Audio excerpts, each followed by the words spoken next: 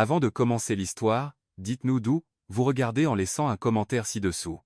Si vous appréciez cette vidéo, n'oubliez pas de liker et de vous abonner. Passez une merveilleuse journée. Profitez de l'histoire, tout le monde. Bien sûr, c'est lui. Costume rouge ridicule, cheveux gominés en arrière et une fleur à la boutonnière, murmura Violette à elle-même, cachée derrière la vitre du café chic de Park Avenue. De l'autre côté de la fenêtre, assis élégamment à une table près de la vitre, se trouvait un homme en costume rouge vif et une femme blonde qui riait beaucoup trop fort. Violet n'avait pas besoin d'autres preuves. C'était Ethan, le fiancé de sa meilleure amie Emma. Et comme elle le soupçonnait, il la trompait en plein jour, rien de moins, dans le même café où il était censé prendre un brunch avec Emma à peine une semaine plus tôt. Salaud! Lâche minable! Chuchota-t-elle en se dirigeant vers l'entrée du restaurant. Violet n'était pas du genre à observer l'injustice en silence. Si Emma n'avait pas le courage d'affronter ce tricheur, Violet en avait 3 fois plus. Et aujourd'hui était une question de justice. Ou du moins, d'une scène mémorable. Elle entra d'un pas décidé, ses talons résonnant sur le sol de marbre. Un serveur tenta de l'arrêter, mais elle l'esquiva comme un missile à tête chercheuse.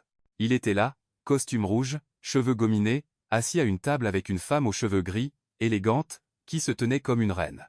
Violet s'arrêta juste devant la table, prit une profonde inspiration et cria « Ethan, sale concombre sans vergogne. Traître bon marché. » Les têtes se tournèrent. Le serveur se figea. Quelque part à l'arrière, une fourchette heurta le sol. Comme si tromper Emma ne suffisait pas, maintenant tu t'habilles comme ça, un costume rouge, tu te prends pour qui, le Père Noël de la trahison? Et vous, madame, sans vouloir vous offenser, d'accord, avec tout le respect que je vous dois, vous êtes élégante, raffinée, vos cheveux brillent comme dans une pub pour shampoing, mais ne pensez-vous pas que vous êtes un peu trop âgée pour lui? Je veux dire, pas qu'un peu, parce que mon amie est jeune, vraiment jeune, sans botox, et elle ne ressemble pas à une cadre retraitée de Chanel. L'homme cligna des yeux, confus. La femme s'étouffa avec son thé. Excusez-moi, qui êtes-vous? Demanda l'homme, visiblement surpris. Violet Nebrancapas. Ne fais pas semblant de ne pas me connaître, Ethan. Je suis Violet, l'amie d'Emma, celle que tu as juré d'aimer, de respecter et d'emmener à Paris, ce que tu n'as jamais fait. La femme gloussa. Violet, c'est ça? Dit-elle avec un accent raffiné et une expression amusée.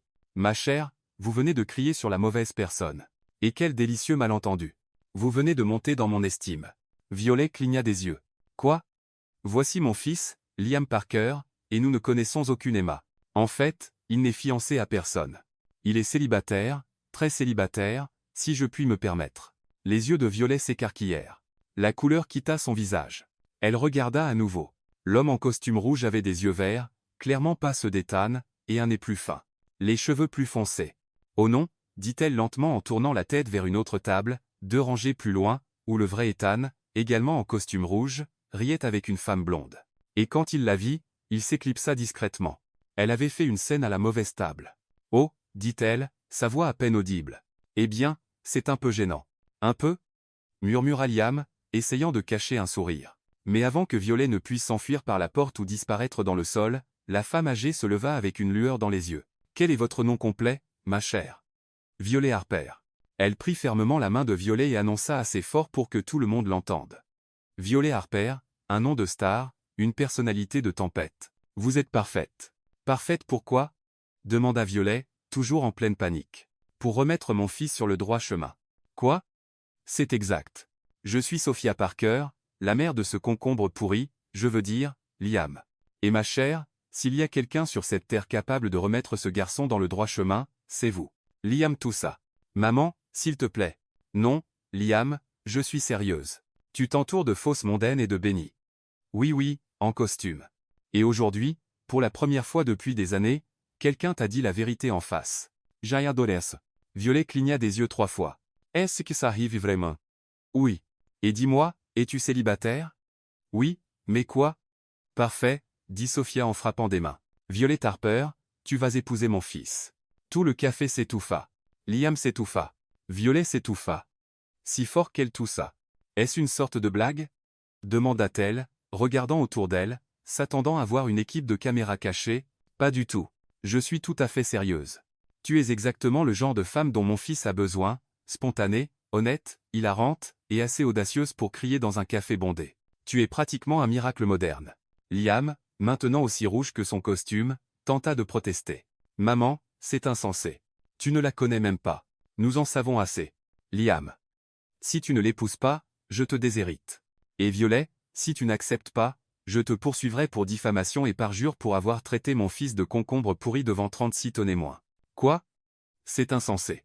Peut être. Mais c'est ma famille. Bienvenue, ma chère. D'accord, j'accepte, dit Violet, résignée, ne croyant toujours pas à ce qui se passait.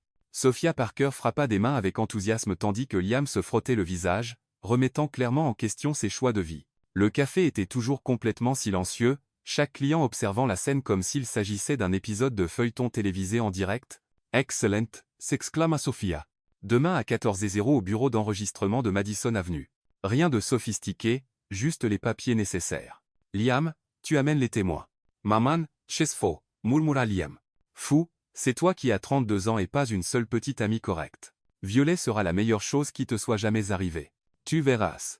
Violet quitta le café sous le choc, parcourant les rues de Manhattan comme dans un rêve étrange ou un cauchemar. Elle n'était toujours pas sûre. Le vent froid lui frappa le visage, la ramenant à la réalité. Elle venait d'accepter d'épouser un parfait inconnu. 20 minutes plus tard, elle était à la porte de l'appartement qu'elle partageait avec Emma. Son amie était sur le canapé, regardant Netflix et mangeant du popcorn. « Emma, tu ne vas pas croire ce qui s'est passé, » dit Violet, jetant son sac par terre. « Laisse-moi deviner, tu t'es encore mise dans un pétrin quelconque, » dit Emma, mettant la série en pause et se tournant vers elle avec intérêt. « Pire. Bien pire. J'ai fait une scène, mais sur la mauvaise personne. » « Qu'est-ce que tu veux dire ?» Violet s'effondra sur le canapé à côté de son amie et raconta toute l'histoire, depuis le moment où elle avait vu Ethan avec une autre femme jusqu'à l'incident du café et finalement la proposition folle de Sophia Parker. À chaque détail, les yeux d'Emma s'écarquillaient davantage. « Attends, dit Emma en saisissant la main de son amie. « Tu me dis qu'Ethan, ce type sans scrupules, me trompait, et qu'une riche dame a décidé que tu étais parfaite pour son fils juste parce que tu lui as crié dessus en public? En gros, oui, et j'ai accepté de l'épouser. Elle a menacé de me poursuivre, et il risquait de perdre son travail. Qu'est-ce que j'étais censé faire ?» Emma resta silencieuse quelques secondes, digérant tout cela. Puis elle commença à rire, d'abord doucement, puis de plus en plus fort jusqu'à rire de manière incontrôlable. « Emma, ce n'est pas drôle. »« Non, désolé, dit-elle en essuyant ses larmes. « C'est juste que, toi seul, Violet. Toi seul pouvais transformer une vengeance contre un tricheur en un mariage arrangé. Merci pour le soutien moral, marmonna Violet. Mais regarde le bon côté. Au moins, tu n'auras plus à partager un appartement avec moi. Et d'après ce que tu as dit, il est beau, non? Emma, calme-toi. Je plaisante. Mais sérieusement, tu as dit que c'était temporaire, alors ne t'inquiète pas. Signe les papiers, vis ensemble pendant un moment, et ensuite vous divorcez. Simple. Emma prit son téléphone et composa un numéro. Qu'est-ce que tu fais? Tu appelles ce salaud d'Ethan. Si je dois être demoiselle d'honneur à un mariage éclair, autant me débarrasser de mon propre problème d'abord. L'appel se connecta, et Emma mit le haut-parleur. Salut, chérie. La voix d'Ethan résonna de l'autre côté. Ethan, il faut qu'on parle, dit Emma fermement. Qu'est-ce qu'il y a? Je romps avec toi. Quoi? Tu m'as entendu. Je mets fin à notre relation maintenant, par téléphone. Emma, tu es folle. Tout allait bien entre nous. Vraiment? Parce que tu étais au café de Park Avenue avec une blonde. Tu veux bien m'expliquer? Comment l'as-tu su? Est-ce que ça importe comment? Ce qui compte, c'est que tu es un tricheur. Adieu, Ethan. Emma raccrocha et se tourna vers Violet avec un sourire satisfait. Voilà. Maintenant, je peux me concentrer pleinement sur ton drame de mariage. Le lendemain, Violet se tenait devant le bureau d'enregistrement de Madison Avenue, portant la seule robe correcte qu'elle possédait, une robe bleu marine simple qu'elle utilisait pour les entretiens d'embauche. Emma se tenait à ses côtés, en tant que témoin et soutien moral. « Je n'arrive toujours pas à croire que tu fais vraiment ça, » murmura Emma. « Moi non plus, » répondit Violet, ajustant nerveusement ses cheveux. Liam arriva pile à 14h00, accompagné d'un homme d'âge moyen qui se présenta comme Oliver, son avocat personnel. Il portait un costume gris parfait et avait une expression entre résignation et incrédulité. « Eh bien, finissons-en, » dit-il en serrant la main de Violet de manière formelle. « Où est le romantisme » murmura Emma, recevant un regard noir de Violet. La cérémonie dura exactement 15 minutes. Ils signèrent des papiers, échangèrent quelques mots requis avec l'officier, et ce fut tout. Ils étaient officiellement mariés. Ils n'échangèrent même pas d'alliance. « Félicitations, » dit Oliver en rangeant les papiers. « Vous êtes maintenant légalement mari et femme. »« Comme c'est excitant, » dit Liam sarcastiquement. 2 heures plus tard, Violet se tenait à la porte d'un appartement à Carnegie Hill, tenant ses 2 valises et remettant en question chaque décision qu'il avait menée là. « Bienvenue dans ta nouvelle maison temporaire », dit Liam en ouvrant la porte. L'appartement était époustouflant. Au plafond, immense fenêtre avec vue sur Central Park, décoration moderne et coûteuse. Il était 3 fois plus grand que l'endroit qu'elle partageait avec Emma. « Waouh !» murmura-t-elle en entrant lentement. La chambre d'amis est au bout du couloir à droite. Elle a sa propre salle de bain. N'hésite pas à la décorer comme tu veux. Chambre d'amis?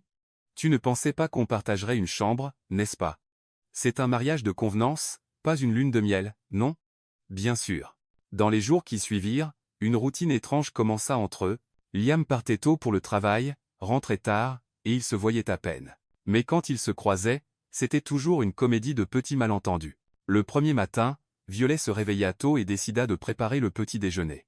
Elle trouva la cuisine la plus high-tech qu'elle ait jamais vue, avec des appareils qui semblaient appartenir à un vaisseau spatial. Elle tenta de faire des pancakes et faillit mettre le feu à l'appartement lorsqu'elle ne comprit pas comment éteindre la cuisinière sophistiquée.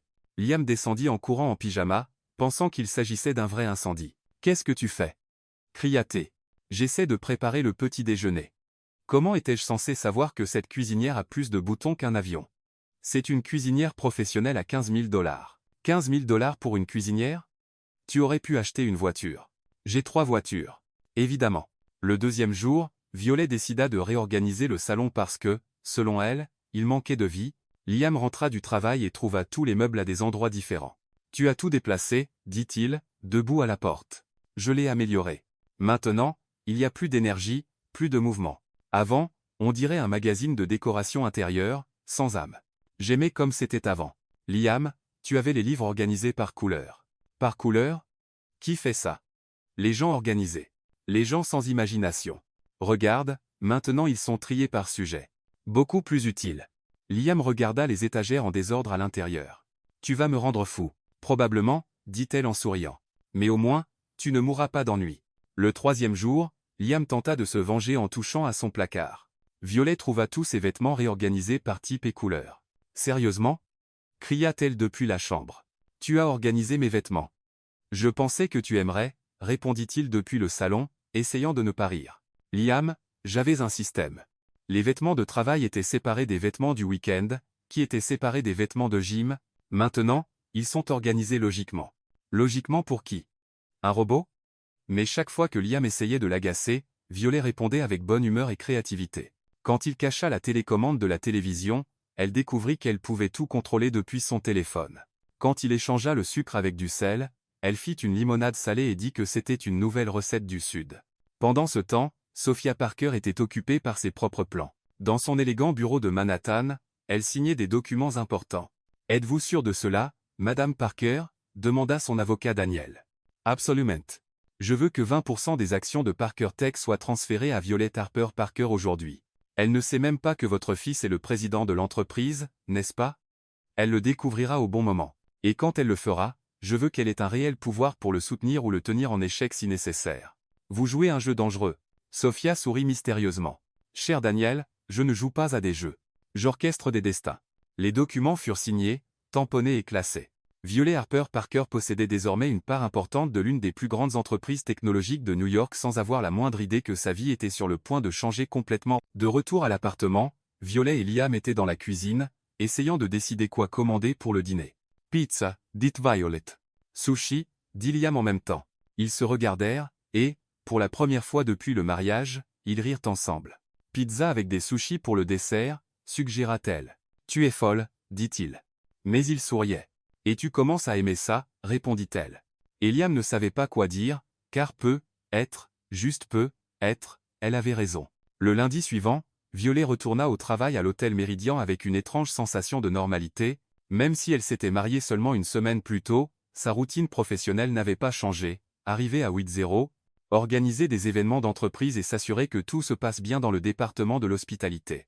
Ce qu'elle ne s'attendait pas à trouver, c'était une silhouette familière au comptoir principal de la réception, portant un costume noir impeccable et un sourire qui n'atteignait pas ses yeux. « Clara Thornton » murmura Violet, s'arrêtant brusquement dans le couloir. Clara Thornton, sa camarade de classe de l'université, une rivale déclarée depuis le premier jour, et maintenant apparemment sa nouvelle patronne, la femme qui avait toujours rivalisé avec elle pour tout, les notes, les stages, les petits amis, même la couleur du rouge à lèvres.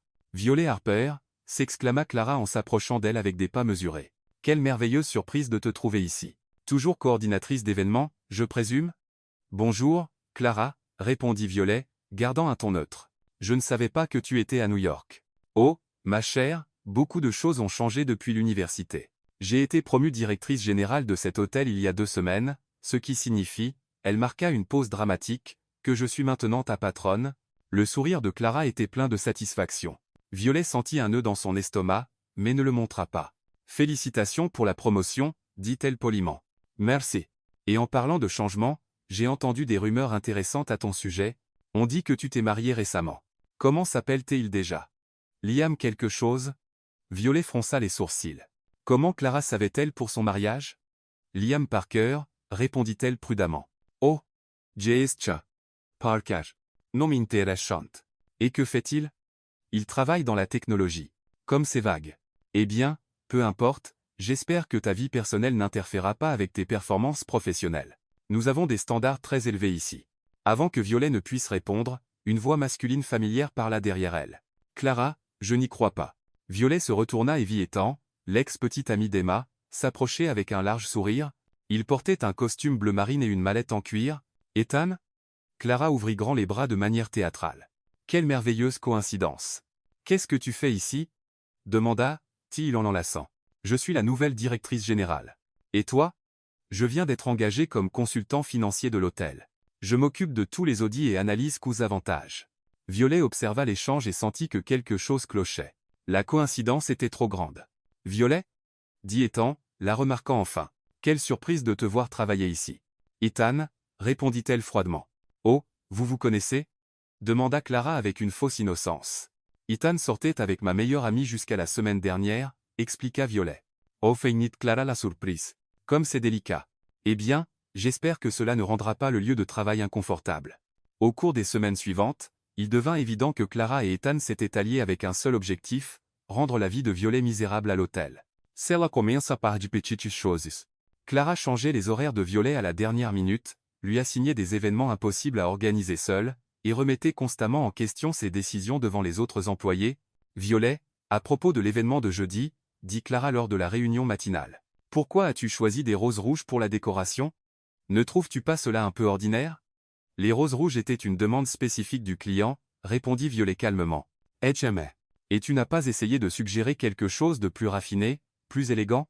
C'est ce que nous attendons de nos coordinatrices, de la créativité, pas juste suivre les instructions. Ethan, présent à la réunion en tant que consultant, ajouta, en parlant de coûts, Violet, le budget de l'événement de vendredi a dépassé de 12%.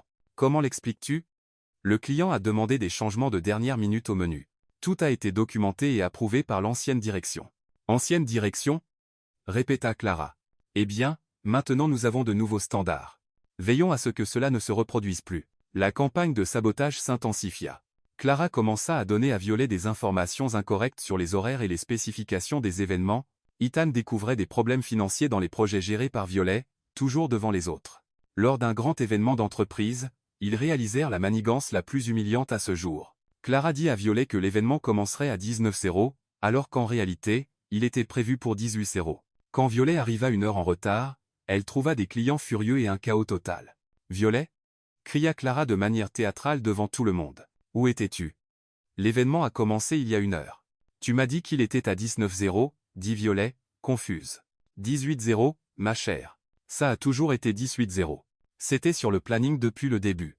Ethan apparut, tenant une tablette. Je peux confirmer cela. Voici le planning original. Ça a toujours été 18h. Violet regarda le document et vit qu'il indiquait, effectivement 18h. Elle était sûre que Clara avait dit 19h, mais elle n'avait aucun moyen de le prouver. C'est inacceptable, poursuivit Clara, haussant la voix pour que tout le monde entende. Nos clients ne peuvent pas être affectés par une négligence professionnelle. Je n'ai pas été négligente, protesta Violet. Il y eut un malentendu. Un malentendu? Ethan secoua la tête. Violet, c'est de l'irresponsabilité. Comment peux-tu coordonner des événements si tu ne peux même pas arriver à l'heure? Les clients chuchotaient entre eux, clairement mécontents. Violet sentit son visage brûler d'humiliation et de colère. Elle savait que c'était un coup monté, mais elle ne pouvait pas le prouver. Nous réglerons cela plus tard, dit-elle, essayant de garder sa dignité. Pour l'instant, je dois m'assurer que l'événement se déroule parfaitement, et ce fut le cas. Même en arrivant en retard, Violet réussit à organiser tout dans les moindres détails. L'événement fut un succès complet, mais les dommages à sa réputation étaient déjà faits. Le lendemain, Clara la convoqua dans son bureau. « Violet, nous devons parler de tes performances. » « Mes performances ont été excellentes, étant donné les circonstances. » « Circonstances ?» Clara fit semblant de ne pas comprendre. « Ma chère, tu es arrivée 1 heure en retard à un événement d'entreprise important. C'est impardonnable. Tu m'as dit qu'il était à 19h. Es-tu en train de suggérer que j'ai menti ?» Clara se leva, outrée. C'est une accusation très grave. Ethan entra dans le bureau à ce moment-là, comme si le timing avait été répété. « Désolé d'interrompre, mais je viens de recevoir une plainte officielle des clients d'hier. Ils envisagent d'annuler les futurs événements à l'hôtel. Tu vois, dit Clara, tes actions ont des conséquences, Violet. J'envisage de te licencier. Tu ne peux pas me licencier pour un malentendu. Nous le pouvons, et nous le ferons, répondit Ethan. À moins que tu n'aies une influence dont nous ignorons l'existence. À ce moment précis, la porte du bureau s'ouvrit, et Sophia Parker entra comme un ouragan élégant, portant un tailleur Chanel rose et un sac à main qui coûtait probablement plus que le salaire annuel de Violet. « Excusez-moi, dit-elle avec cet accent raffiné que Violet connaissait si bien. Je cherche ma belle-fille, Violet Parker. » Le bureau devint complètement silencieux. Clara et Ethan se figèrent. « Madame Parker, dit Violet, surprise. Que faites-vous ici? Je suis venu voir comment tu t'adaptes au travail, ma chère. Et d'après ce que j'ai entendu dans le couloir, pas très bien. » Sophia se tourna vers Clara avec un sourire qui n'atteignait pas ses yeux. « Vous devez être la directrice. Je suis Sophia Parker, présidente du groupe Parker, propriétaire de cet hôtel. » Clara blêmit. « Madame Parker, c'est un honneur. Vraiment? Parce que d'après ce que je viens d'entendre, vous menacez de licencier ma belle-fille pour un malentendu concernant l'horaire. »« Non, madame. C'est juste que Ethan, n'est-ce pas ?» Sophia se tourna vers lui. « L'ex-petite amie de la meilleure amie de Violet. Quelle intéressante coïncidence que vous travaillez ici, maintenant. » Ethan déglutit difficilement. « Madame, chez Silence, Sophia leva la main. »« Violet, ma chère, aimes-tu travailler ici? » ?»« Oui, madame Parker, mais ça a été difficile. »« Je peux l'imaginer. »« Eh bien, j'ai une solution. » Sophia sortit une chemise de son sac. « Je viens de signer votre promotion au poste de vice-présidente des opérations hôtelières, effective immédiatement. »« Quoi ?» s'exclamèrent Clara et Ethan à l'unisson. « Vice-présidente, répéta Sophia calmement. Cela signifie que Violet est maintenant votre supérieure, Clara. Et Ethan, vos services en tant que consultant ne sont plus nécessaires. Vous êtes licencié. »« C'est impossible, protesta Clara. Elle n'a pas les qualifications pour être vice-présidente. »« Elle les a maintenant, sourit Sophia. Et si vous avez un problème avec cela, vous pouvez également remettre votre lettre de démission. » Ethan fit une dernière tentative. « Madame, avec tout le respect que je vous dois, cela ressemble à du népotisme. » Sophia le fixa avec un calme glacial. « Jeune homme, ma famille a construit cet empire quand vous portiez encore des couches. Ne me dites pas comment gérer mes affaires. » Elle se tourna vers Violet. « Ma chère, votre nouveau bureau est au 12e étage. Je pense que vous aurez beaucoup de travail à réorganiser les choses ici. » Clara était blanche comme un linge. « Madame Parker, je m'excuse s'il y a eu un malentendu. »« Il n'y a pas eu de malentendu, dit Sophia. Il y a eu une tentative de sabotage contre ma belle-fille. Vous avez une semaine pour prouver que vous méritez de continuer à travailler sous la supervision de Violet. » Sophia embrassa Violet sur la joue et chuchota. « Bienvenue dans le leadership, ma chère. Utilisez-le à bon escient. » Après le départ de Sophia, Violet regarda Clara et Ethan, encore sous le choc. « Eh bien, dit-elle calmement, je pense que nous avons beaucoup de travail devant nous. Clara, j'ai besoin d'un rapport complet sur toutes les opérations de l'hôtel sur mon bureau d'ici 9h demain matin. Et Ethan, vous pouvez commencer à emballer vos affaires. » Ethan quitta le bureau en silence, vaincu. Clara resta là, essayant encore de comprendre ce qui venait de se passer. « Comment » murmura-t-elle. « Comment, Clara » dit Violet en s'asseyant dans le fauteuil qui, quelques minutes plus tôt, appartenait à sa rivale. « Tu as toujours sous-estimé les gens. Ça a toujours été ta faiblesse. » Alors que Clara sortait du bureau, humiliée, Violet regarda par la fenêtre et sourit. Elle ne comprenait pas encore pleinement tout ce qui se passait dans sa vie. Mais une chose était sûre. Sophia Parker était une belle-mère qui savait prendre soin de sa famille, et il semblait que Violet commençait à réaliser qu'elle avait plus d'influence qu'elle ne l'avait jamais imaginé. 3 semaines après sa soudaine promotion au poste de vice-présidente, Violet commençait à s'adapter à sa nouvelle réalité. Son bureau au 12e étage offrait une vue sur Central Park, un bureau en acajou qui coûtait plus cher qu'une voiture, et une assistante ultra efficace nommée Béatrice, qui gérait son emploi du temps, avec une précision militaire. Clara, désormais sous ses ordres, était devenue l'image même d'un professionnalisme forcé. Elle arrivait tôt, partait tard, et traitait Violet avec une politesse froide qui frôlait le comique. Selon les rumeurs, Ethan avait complètement disparu de New York, ayant apparemment accepté un emploi à Chicago. Ce jeudi-là, l'hôtel Méridien accueillait l'événement le plus important du trimestre, le gala de charité de la Fondation Hamilton, qui réunissait l'élite de Manhattan pour collecter des fonds pour les hôpitaux pour enfants. Violet supervisait personnellement chaque détail, des arrangements d'orchidées blanches au menu à 5 plats créés par le chef français le plus prisé de la ville. Vers 15h00, alors qu'elle supervisait la mise en place dans la grande salle de bal, Violet entendit des voix élevées provenant du couloir de service. Elle reconnut immédiatement l'une d'elles. Maria Gonzalez, l'une des serveuses les plus dévouées de l'hôtel, toujours travaillant avec un sourire sincère et un œil vif pour les détails. « Ce n'est pas vrai, » dit Maria, la voix tremblante. « Je ne ferai jamais une chose pareille. » « Les preuves sont claires, » répondit une voix masculine dure que Violet reconnut comme étant celle de Michael Lee, le superviseur des aliments et boissons. « 2 bouteilles de champagne Dom Pérignon manquent dans le stock, et tu es la dernière à y avoir accédé hier soir. » Violet s'approcha discrètement et vit Maria avec des yeux rouges, tenant un mouchoir dans ses mains tremblantes. Michael se tenait les bras croisés, l'air sévère, tandis que Clara observait avec un intérêt à peine dissimulé. « Monsieur Lee, » dit Maria d'une voix brisée, « je jure sur la vie de mes enfants que je n'ai rien pris. Vous me connaissez depuis 3 ans. Je ne volerai jamais dans cet hôtel. » « Les sentiments ne changent pas les faits, » dit Michael froidement. « L'inventaire était complet quand tu es parti, et ce matin, nous avons découvert que les bouteilles avaient disparu. Tu es la seule explication logique. »« Mais ça n'a aucun sens, » proteste Marie. « Pourquoi, volerais-je du champagne cher ? Je ne bois même pas. » Clara intervint avec un sourire faussement préoccupé. « Maria, ma chère, je sais que ta situation financière est difficile. 2 jeunes enfants, un loyer en retard. As-tu pensé que vendre les bouteilles pourrait t'aider à résoudre quelques problèmes ? Comment savez-vous pour ma situation financière ? Demanda Maria, surprise. Je suis la directrice, Maria. C'est mon travail de connaître mon personnel. Violet sentit son sang bouillir. Elle connaissait Maria depuis 2 ans et savait qu'elle était honnête comme tout. Elle travaillait à 2 emplois pour élever ses enfants seule après le départ de son mari, et elle n'avait jamais manqué un service ni été en retard. Excusez-moi, dit Violet en s'avançant. Que se passe-t-il ici ? Vice-présidente Parker, dit Michael, changeant rapidement de ton pour un respectueux, nous traitons un vol. Maria Gonzalez a volé 2 bouteilles de Dom Pérignon dans notre stock. C'est une accusation très grave, dit Violet calmement. Avez-vous des preuves solides ? Clara s'avança. Les preuves circonstancielles sont claires. Maria était la dernière dans la réserve, et les bouteilles ont disparu pendant la nuit. Preuves circonstancielles ? Répéta Violet. Michael, montrez-moi exactement où ces bouteilles étaient stockées. Ils se rendirent dans la réserve climatisée au sous-sol. Michael désigna une étagère dans la section des vins spéciaux. Là, 3e étagère. Nous avions 12 bouteilles pour l'événement de ce soir. Maintenant, nous en avons 10. Violet examina la zone attentivement. Maria, dis-moi exactement ce que tu as fait ici hier soir. Je suis venu chercher les verres en cristal pour l'événement d'aujourd'hui, dit Maria, encore tremblante. Ils sont rangés dans cette armoire-là.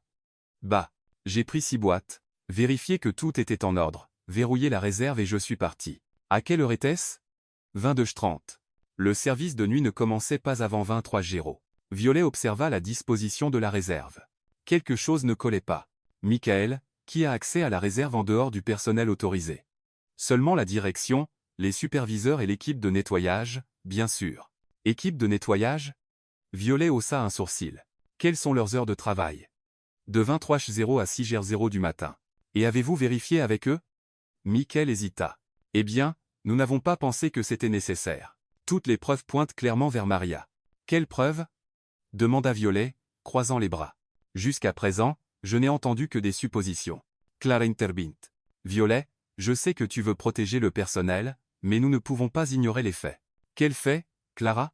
Violet se tourna vers elle avec un regard froid. Donnez-moi un seul fait concret qui prouve que Maria a pris quelque chose. Elle était la dernière personne autorisée dans la réserve avant que le vol ne soit découvert. Et alors ? Ça ne prouve rien. Michael, apportez-moi une liste complète de toutes les personnes qui sont entrées dans la réserve au cours des dernières 48 heures. Vice-présidente, je ne pense pas. Je ne vous demande pas votre opinion. Je vous donne un ordre. 20 minutes plus tard, Michael revint avec un rapport imprimé. Violet l'examina attentivement pendant que Maria attendait anxieusement, et Clara tapait des doigts avec impatience. Intéressant, murmura Violet. Maria est entrée à 22h30 hier soir et est partie à 22h45. Mais regardez ici. Thomas Carter de l'équipe de nettoyage est entré à 23h15, et il n'y a aucun enregistrement de sa sortie. Ce doit être une erreur du système, dit Michael rapidement. Ou peut être que Thomas a oublié de pointer sa sortie, ajouta Clara. Ça arrive tout le temps. Alors, parlons à Thomas, dit Violet. Béatrice, faites venir Thomas Carter dans mon bureau immédiatement. 15 minutes plus tard, tout le monde était réuni dans le bureau de Violet. Thomas Carter était un homme nerveux dans la cinquantaine, transpirant abondamment malgré la climatisation. Thomas, dit Violet calmement, étiez-vous dans la réserve hier soir? Oui, madame. Juste la routine de nettoyage habituelle. Et vous souvenez-vous d'avoir vu quelque chose d'inhabituel? Thomas hésita, jetant un regard nerveux à Michael et Clara. Non, madame. Tout semblait normal. Vous êtes sûr? Violet se pencha en avant. Parce que votre badge n'a pas enregistré votre sortie. Pourquoi cela? J'ai oublié de pointer ma sortie. Thomas, depuis combien de temps travaillez-vous ici? 7 ans, madame.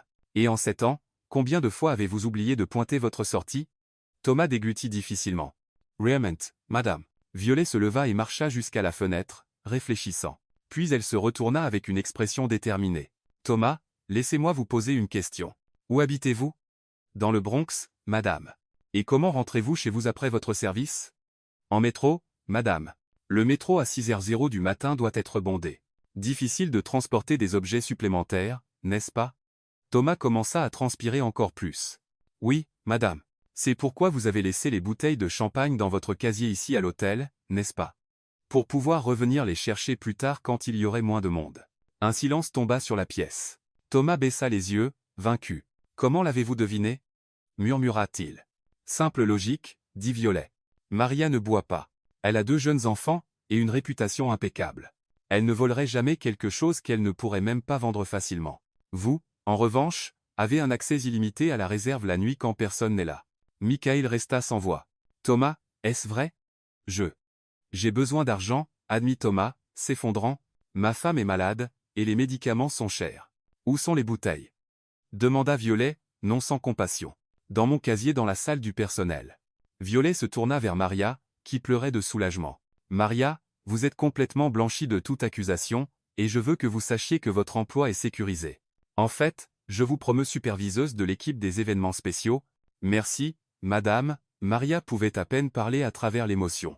Merci de m'avoir cru. Michael, dit Violet, se tournant vers le superviseur, Thomas sera transféré à un autre département avec un salaire robuste. Mais il ne sera pas licencié, nous allons l'aider à trouver des ressources pour prendre soin de sa femme. Quant à vous, j'espère que cela vous apprendra à enquêter correctement avant de faire des accusations. Oui, madame. Je m'excuse pour l'erreur. Violet se tourna vers Clara, qui était visiblement mal à l'aise. Clara, j'ai besoin de vous parler seule. Une fois tout le monde parti, Violet fit face à sa subordonnée. Vous saviez que ce n'était pas Maria, n'est-ce pas? Que voulez-vous dire? Vous connaissez la situation financière de chaque employé, rappelez-vous? Y compris celle de Thomas. Je parie que vous saviez qu'il était désespéré pour de l'argent. Clara ne répondit pas, mais son expression confirma les soupçons de Violet. Vous avez laissé Maria être accusée à tort, en espérant que je la licencierais. Pourquoi? Parce qu'elle est compétente et appréciée. Violet. Vous êtes paranoïaque. Non, Clara. Je suis observatrice.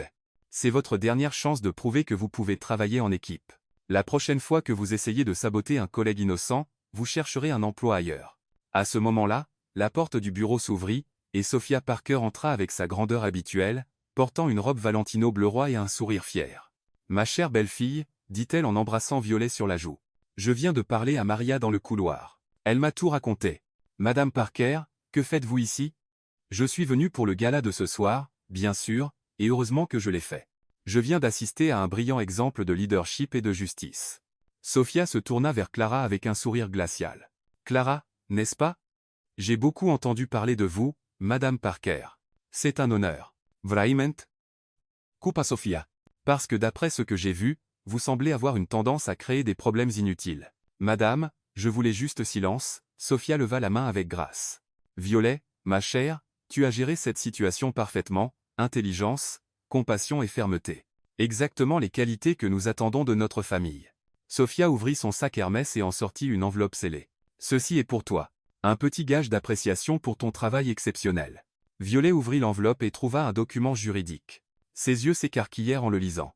Madame Parker, ceci est un bonus de performance équivalent à 20% des actions que vous possédez déjà dans l'entreprise, dit Sophia nonchalamment. Maintenant, tu as encore plus de parts dans l'entreprise familiale. Clara blêmit. Des actions?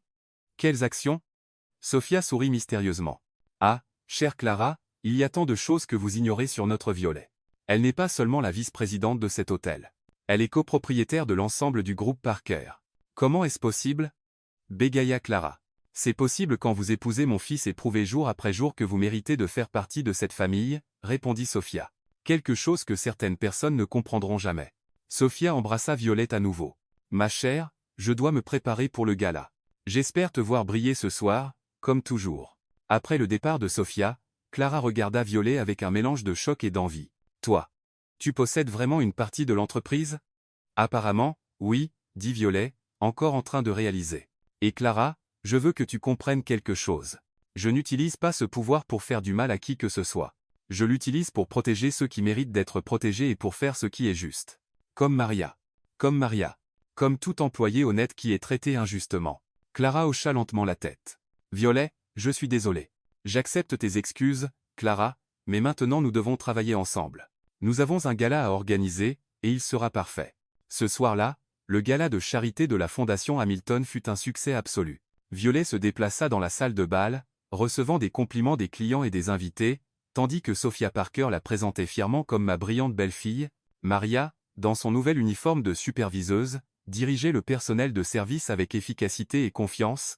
Thomas travaillait discrètement en cuisine, reconnaissant pour sa seconde chance. Le lendemain matin du gala, Violet était dans son bureau en train d'examiner les rapports de satisfaction des clients, lorsque Liam apparut à la porte. Elle trouvait toujours étrange de le voir à l'hôtel. Après tout, il n'avait jamais mentionné avoir un lien avec l'endroit où elle travaillait. « Bonjour, ma femme, dit-il avec un sourire ironique, s'appuyant contre le chambranle de la porte. « Liam, que fais-tu ici? »« Des affaires » répondit-il vaguement. « En fait, je suis venu t'inviter à quelque chose. Ma société organise une réunion de responsabilité cet après-midi, et j'aimerais que tu y assistes. » Violette fronça les sourcils. « Pourquoi irais-je à une réunion de ta société? »« Parce que tu as de l'expérience dans la gestion hôtelière, et nous analysons des investissements dans ce secteur. Ton point de vue serait précieux. Liam, tu travailles dans la technologie, pas dans les hôtels. La technologie appliquée à de nombreux secteurs, y compris l'hôtellerie, dit-il, gardant un ton décontracté. Me fais-tu confiance? » Violet l'étudia un moment. Il y avait quelque chose qu'il ne lui disait pas, mais la curiosité l'emporta sur ses doutes. D'accord, à quelle heure? 15:00. Je passe c'était quelque. Après le départ de Liam, Violet ne pouvait pas se concentrer pleinement sur son travail. Il y avait quelque chose d'étrange dans la façon dont il parlait de l'entreprise, comme s'il cachait quelque chose d'important. Vers midi, Béatrice entra dans son bureau, l'air préoccupé. « Vice-présidente Parker, il y a quelque chose que je dois vous dire. » Clara fouillait dans les fichiers informatiques ce matin. Quel genre de fichiers? Rapport financier, données de performance de l'hôtel, projection de revenus. Elle a imprimé plusieurs documents et est partie avec. Violet sentit un frisson dans l'estomac. Merci de m'avoir prévenu. Béatrice. Gardons cela entre nous pour l'instant. À 15:00 précise, Liam apparut dans le hall de l'hôtel, portant un costume gris foncé qui le rendait encore plus sérieux et professionnel que d'habitude. Prête? Demanda-t-il. Prête? Où allons-nous? Parker Tower, quartier financier. Le nom lui semblait familier, mais Violet ne pouvait pas le replacer. Pendant le trajet en taxi, Liam resta silencieux, vérifiant ses messages sur son téléphone avec une expression concentrée. La tour Parker était un gratte-ciel impressionnant en verre. Et assis au cœur de Manhattan. Lorsqu'ils entrèrent dans l'ascenseur, Liam appuya sur le bouton du 40e étage. Grande entreprise, commenta Violet. Assez grande, répondit-il, mais il y avait quelque chose dans son ton qu'elle ne pouvait pas tout à fait lire. Lorsque les portes de l'ascenseur s'ouvrirent, Violet se retrouva dans un couloir élégant avec des murs de verre révélant une grande salle de conférence. Au moins 20 personnes étaient déjà assises autour d'une table de la taille d'un petit appartement. Liam, chuchota-t-elle, elle, ça ne ressemble pas à une réunion d'investissement décontractée. Avant qu'il ne puisse répondre, une réceptionniste s'approcha d'eux. Monsieur Parker, tout le monde vous attend. Violet s'arrêta net. Monsieur Parker? Liam, que se passe-t-il? Je t'expliquerai plus tard, dit-il en la guidant dans la pièce. Fais-moi confiance pour l'instant. La réunion commença par des présentations formelles. Violet fut présentée comme une consultante spéciale en gestion hôtelière, mais il était clair que sa présence suscitait la curiosité des cadres dans la salle. Tout semblait routinier jusqu'à ce que le directeur financier, un homme chauve nommé Thompson, annonce « Nous avons des préoccupations concernant les performances de l'hôtel Méridien au dernier trimestre. » Violet se redressa sur son siège. C'était son domaine. Quel genre de préoccupation? Demanda Liam. Thompson ouvrit un dossier et commença à lire. Selon les documents que nous avons reçus, il y a eu une baisse de 15% de la satisfaction des clients, une augmentation de 20% des coûts d'exploitation, et au moins 3 incidents graves de mauvaise conduite de la direction. Violet sentit le sang quitter son visage. Elle connaissait ces chiffres, et ils étaient tous faux. « Excusez-moi, dit-elle en levant la main. Puis-je voir ces documents? Thompson hésita et regarda Liam, qui hocha la tête. Violet parcourut rapidement les pages et sentit sa colère monter. Les données avaient été délibérément manipulées. Les chiffres étaient modifiés, les dates altérées, des rapports entiers fabriqués. Ces documents sont faux, dit-elle calmement. Un murmure se répandit dans la salle. Thompson parut offensé. Mademoiselle Parker, c'est une accusation très grave. Oui, Céleste, acquiesça Violet en se levant. Et je peux le prouver. Elle s'approcha du tableau blanc sur le mur et prit un marqueur. D'abord, parlons de la satisfaction des clients.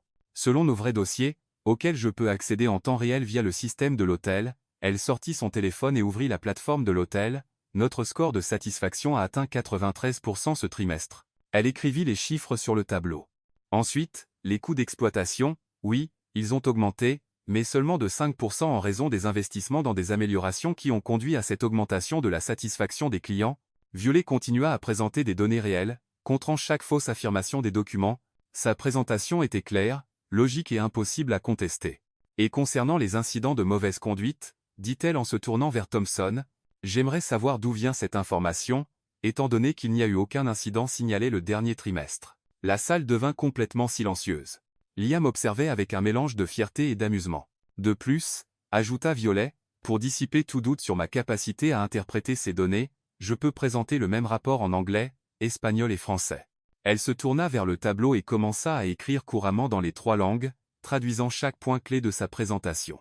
Les cadres regardaient, visiblement impressionnés, et maintenant, dit-elle en écrivant rapidement, en espagnol, puis elle passa au français, service. Lorsqu'elle eut fini, elle se tourna vers la salle avec une expression calme. Maintenant, j'aimerais vraiment savoir qui a fourni ces faux documents et pourquoi. Thompson semblait visiblement mal à l'aise. J'ai reçu ces rapports d'une source externe qui s'est identifiée comme la directrice de l'hôtel. Son nom? Demanda Violet froidement. Clara Thornton. Violet hocha la tête, sans surprise. Et j'imagine que la même source a suggéré que je n'étais pas la bonne personne pour représenter cette réunion. Eh bien, oui, elle a dit que vous n'aviez pas les qualifications nécessaires pour. Pourquoi? Violet croisa les bras. Gérer un hôtel avec un taux de satisfaction des clients de 93%, organiser des événements qui génèrent des millions de revenus, ou présenter des données précises dans 3 langues? Liam se leva lentement, et pour la première fois depuis qu'ils étaient entrés dans la pièce, il prit une présence que Violet n'avait jamais vue en lui auparavant. Autoritaire, confiant, clairement habitué à être en charge. Mesdames et messieurs, dit-il fermement, j'aimerais clarifier certaines choses. Tout d'abord, Violet Parker n'est pas seulement une consultante. Elle est vice-présidente de l'hôtel Méridien et ma femme. Des murmures remplirent la salle. Deuxièmement, quiconque essaie de saboter sa réputation ou de remettre en question sa compétence aura affaire directement à moi. Et troisièmement, il marqua une pause pour les faits. J'espère qu'aujourd'hui a clairement montré le niveau d'excellence que nous attendons de notre équipe. Thompson semblait pâle. Monsieur Parker, je ne savais pas quelle était votre femme. Vous le savez maintenant, dit Liam sèchement, et j'espère que cela met fin à tout doute supplémentaire sur ses qualifications. Après la réunion, dans l'ascenseur en descendant, Violet se tourna enfin vers Liam. D'accord, maintenant tu vas m'expliquer ce qui se passait. Liam sourit, visiblement plus détendu. C'était toi prouvant à quel point tu es brillante. Liam, ils t'ont appelé Monsieur Parker. C'est Parker Tech, n'est-ce pas? Oui. Et tu es? Je suis le président de l'entreprise. Violet s'appuya contre la paroi de l'ascenseur, essayant de digérer. Tu es le président de l'entreprise qui possède l'hôtel où je travaille. Techniquement, ma mère est présidente du conseil d'administration. Je gère juste les opérations quotidiennes. Liam, pourquoi ne m'as-tu rien dit? Parce que je voulais que tu brilles par toi-même, ce que tu as fait aujourd'hui. Les portes de l'ascenseur s'ouvrirent au rez-de-chaussée, mais Violet ne bougea pas. Est-ce que Clara savait que tu me testais? Non. Elle a vraiment essayé de te saboter en envoyant ses faux rapports. Elle pensait te faire du mal et me rendre service en même temps. Violet secoua la tête, assimilant tout cela. Ta famille est plus compliquée que je ne le pensais. Attends de rencontrer mon père, dit Liam en souriant. Mais aujourd'hui, tu as été incroyable. 3 langues, Violet. Vraiment?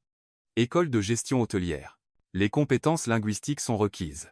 Eh bien, Tu as impressionné toute la salle, moi y compris. En sortant du bâtiment, Violet leva les yeux et vit la tour Parker s'élever majestueusement contre le ciel de New York. Donc, je suis vraiment marié au président de l'une des plus grandes entreprises de la ville. Techniquement, oui. Et Clara a essayé de me saboter sans réaliser qu'elle essayait de faire tomber la femme de son propre patron. Oui. Violet commença à rire, d'abord doucement, puis de plus en plus fort. Quoi? Demanda Lyon, perplexe. C'est juste. Pauvre Clara. Elle n'a vraiment aucune idée de ce dans quoi elle s'est embarquée, n'est-ce pas? Liam sourit aussi. Aucune. Mais toi, si. Et pour la première fois depuis leur mariage arrangé, Violet regarda Liam et pensa que être marié à lui n'était pas la pire chose qui lui soit arrivée. Sur le chemin du retour, ils parlèrent plus en 30 minutes qu'au cours de toutes les semaines précédentes combinées. Donc, dit Violet, encore en train de tout assimiler, ta mère a vraiment arrangé notre mariage, sachant exactement qui tu étais et où je travaillais. Connaissant ma mère, elle a probablement enquêté sur toute ta vie avant le jour de notre mariage, répondit Liam en riant. Sophia Parker ne fait rien par hasard. Ça explique beaucoup de choses, comme comment elle savait que je travaillais au Meridian et à propos de ma situation financière. Liam hocha la tête et sourit. Ils restèrent silencieux pendant quelques minutes, regardant la ville défiler. Enfin, Liam se tourna vers elle. Violet, puis-je te poser une question? Bien sûr. Regrettes-tu d'avoir dit oui à m'épouser? Elle réfléchit soigneusement avant de répondre. Honnêtement, au début, oui. Je pensais que vous étiez tous complètement fous. Mais maintenant, je ne sais pas. Ça a été intéressant. Intéressant? C'est une façon polie de dire chaotique, imprévisible et étrangement amusant. Liam Ritt. C'est la meilleure description de ma famille que j'ai jamais entendue. Et toi? Demanda Violet. Regrettes-tu? Étonnamment, non, dit-il en la regardant droit dans les yeux. En fait, je voulais t'inviter à autre chose. Quel genre d'invitation? Parce que si c'est pour une autre réunion d'affaires, je préférais éviter. Non, Ritt Liam. Un dîner ce soir. Un vrai dîner, pas ces repas bizarres qu'on a à la maison où on fait semblant d'être juste des colocataires. Violet sentit quelque chose d'étrange dans son estomac. Comme un rendez-vous? Exactement comme un rendez-vous? Elle l'étudia un moment. Il y avait quelque chose de différent chez Liam depuis la réunion, moins formel, plus sincère. D'accord, dit-elle finalement. Mais je choisis le restaurant. Marché conclu. 3 heures plus tard, Liam se tenait à la porte d'un petit restaurant italien dans le village, clairement hors de sa zone de confort. L'endroit était chaleureux, avec des tables trop proches les unes des autres et un menu écrit à la main sur un tableau noir. Violet, dit-il lorsqu'elle arriva, es-tu sûr que c'est le bon endroit? Liam, tu as mangé dans des restaurants étoilés Michelin toute ta vie. Ce soir, tu vas goûter à la vraie nourriture. Le serveur, un authentique Italien nommé Antonio, les conduisit à une petite table près de la fenêtre. Première fois ici? Demanda Antonio à Liam avec un fort accent. Oui, répondit Liam, regardant nerveusement le menu manuscrit. Ah, laissez-moi faire alors, dit Antonio avec enthousiasme. Je vais préparer quelque chose de spécial. Liam chuchota à Violet. Il n'a même pas demandé ce qu'on voulait manger.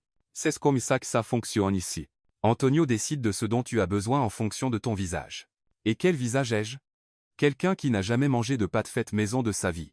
Antonio revint avec une bouteille de vin rouge et 2 assiettes fumantes de linguine al vongole. Écho! S'exclama, Théil en servant généreusement. Linguine aux palourdes, faites comme ma nonna les faisait à Naples. Liam fixa l'assiette pleine de palourdes comme si elle venait d'une autre planète. Antonio, dit Violet, mon mari ici est un peu inexpérimenté avec les fruits de mer. Marie? Les yeux d'Antonio s'écarquillèrent. Madonna mia, jeune mariée. Quelque chose comme ça, murmura Liam. Adiola, Antonio frappa es mains. Ce soir est spécial, romantisme, amour, passion. Il disparut dans la cuisine et revint avec des bougies, qu'il alluma de manière théâtrale sur leur table, murmurant quelque chose en italien qui était clairement des bénédictions pour le mariage. Violet, chuchota Liam, il fait une scène. Détends-toi. C'est mignon. Liam tenta de manger les linguines avec un couteau et une fourchette, comme s'il était à un dîner formel. Violet Ritt. Liam, tu manges des pâtes, tu ne fais pas une opération à cœur ouvert. Y a-t-il une bonne façon de manger ça? Comme ça. Elle lui montra, enroulant les pâtes autour de sa fourchette avec l'aide d'une cuillère. Tu vois, simple. Liam essaya de l'imiter, mais finit avec la moitié de l'assiette sur le menton. Violet rit si fort qu'elle faillit renverser son vin. Ne te moque pas de moi, dit-il, mais il souriait aussi. Désolé, mais tu devrais te voir. Le grand président de Parker, vaincu par une assiette de pâtes. Antonio réapparut, cette fois avec un petit accordéon. Perglis Sposini, annonça-t-il, commençant à jouer une chanson italienne romantique. Oh non, murmura Liam. Oh oui, dit Violet, s'amusant pleinement. Antonio commença à chanter en italien, gesticulant de manière dramatique alors que les autres clients s'arrêtaient pour regarder. Liam était rouge comme la sauce marinara, mais Violet applaudissait avec enthousiasme. Bravissimo, Antonio. Cria-t-elle. Lorsque la chanson se termina, tout le salle applaudit. Antonio s'inclina théâtralement et retourna en cuisine. Je ne te laisserai plus jamais choisir où nous mangeons, dit Liam, essayant de se cacher derrière le menu. Admets-le, c'était amusant. C'était différent. Liam, quand as-tu fait quelque chose de spontané pour la dernière fois? Quelque chose qui n'était pas dans ton emploi du temps? Il réfléchit un instant. Honnêtement, je ne m'en souviens pas. C'est triste. C'est pratique. C'est ennuyeux. Liam la regarda dans les yeux. Tu penses que je suis ennuyeux? Je le pensais, dit-elle en souriant. Mais tu t'améliores. Après le dîner, ils se promenèrent dans les rues du village. La nuit était fraîche, et Violet resserra son manteau. Tu as froid? Demanda Liam. Un peu. Sans réfléchir, il enleva son propre manteau et le posa sur ses épaules. Le geste était si naturel qu'ils en furent tous les deux surpris. Merci, dit-elle doucement. Ils s'arrêtèrent devant une petite place avec une fontaine éclairée. Quelques personnes passaient, mais l'endroit était assez calme. Violet, dit Liam en se tournant vers elle, je dois te dire quelque chose. Qu'est-ce que c'est? Il hésita, comme s'il rassemblait son courage. Quand ma mère a suggéré qu'on se marie, j'ai pensé qu'elle avait complètement perdu la tête. J'ai pensé que ce serait la pire décision de ma vie. Merci pour le vote de confiance, dit Violet, mais elle souriait. Laisse-moi finir, dit-il en riant nerveusement. J'avais tort. Complètement tort. Il fit un pas vers elle. Ces dernières semaines, en te regardant travailler, en voyant comment tu traites les gens, comment tu défends ceux qui en ont besoin. Violet, tu m'as fait réaliser que je ne vivais qu'à moitié. Liam, non, laisse-moi finir, dit-il, sa voix devenant plus intense.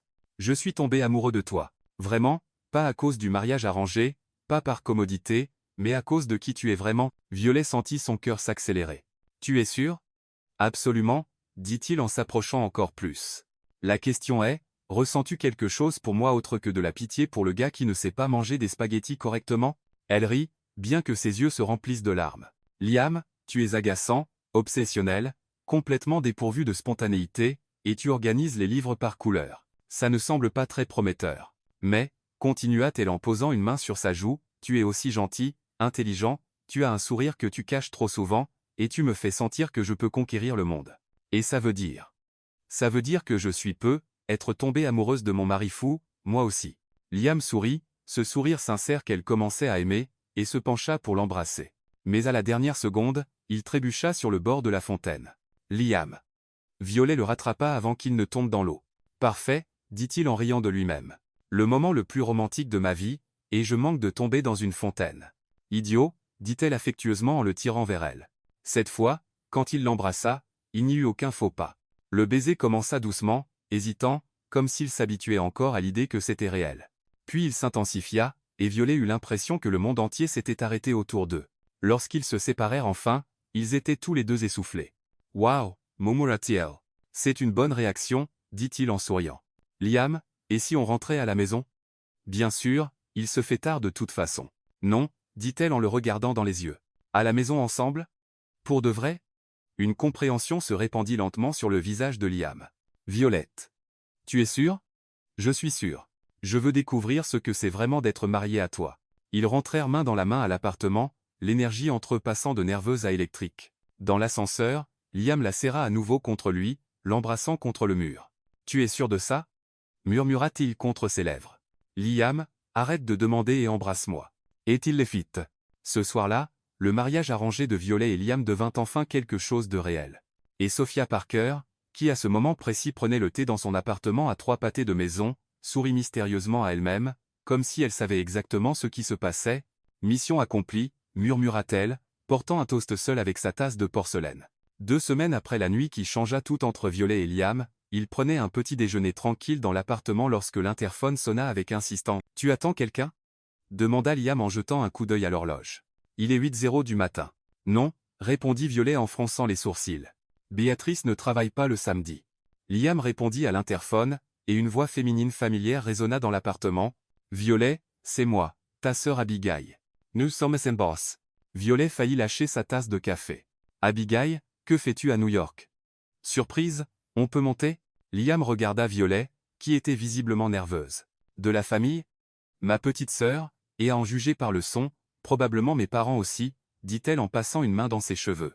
Liam, je ne leur ai pas parlé depuis presque 2 ans. Pourquoi pas? C'est compliqué. Ils n'approuvaient pas mes choix de vie, et je n'approuvais pas leurs attentes.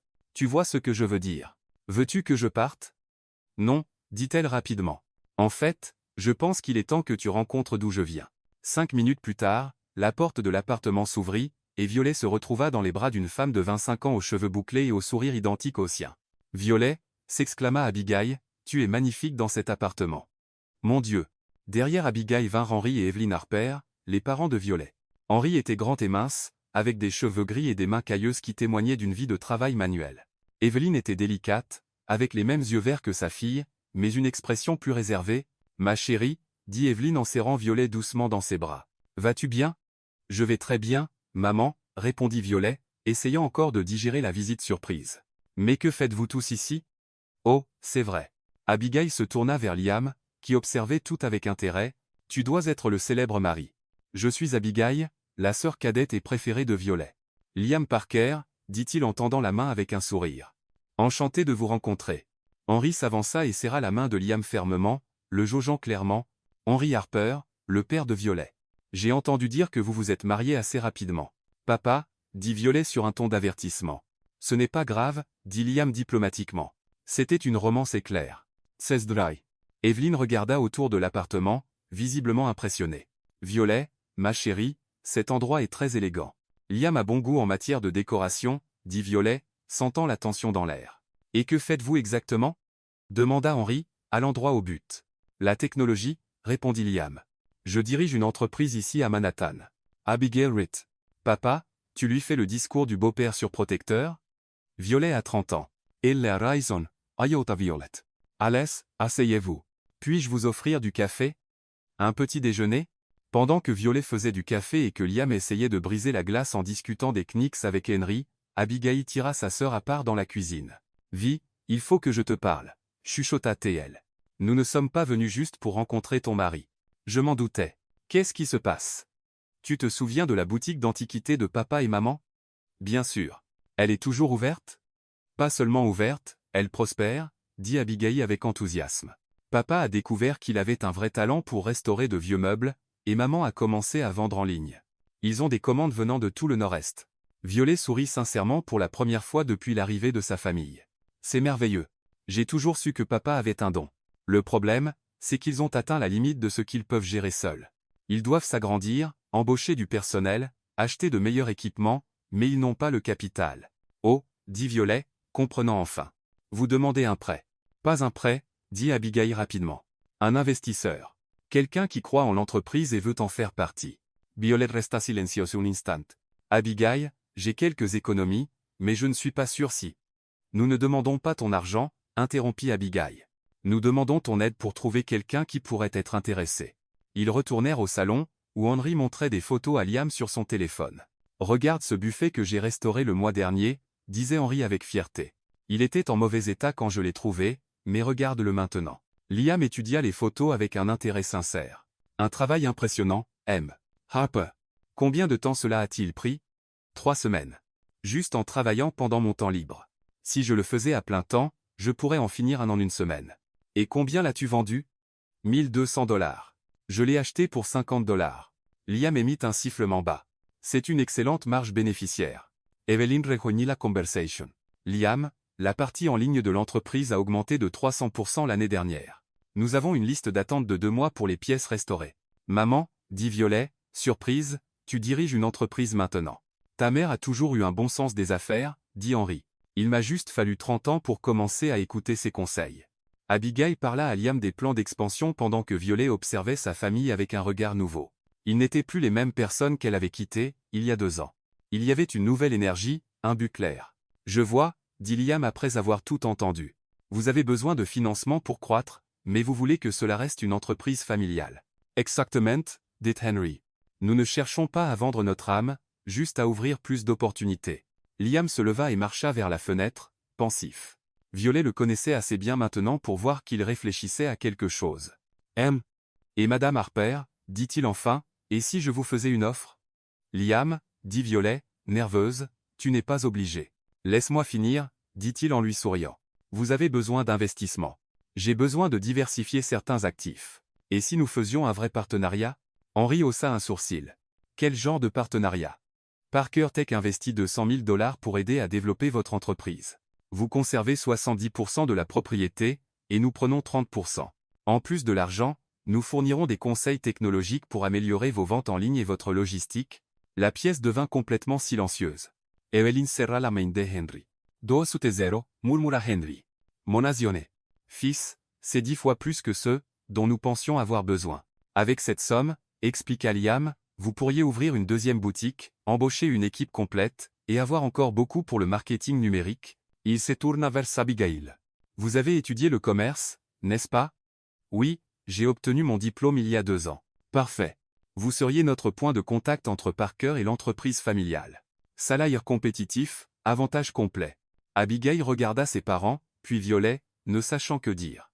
Liam, dit Violet en touchant son bras, puis-je te parler une minute? En privé?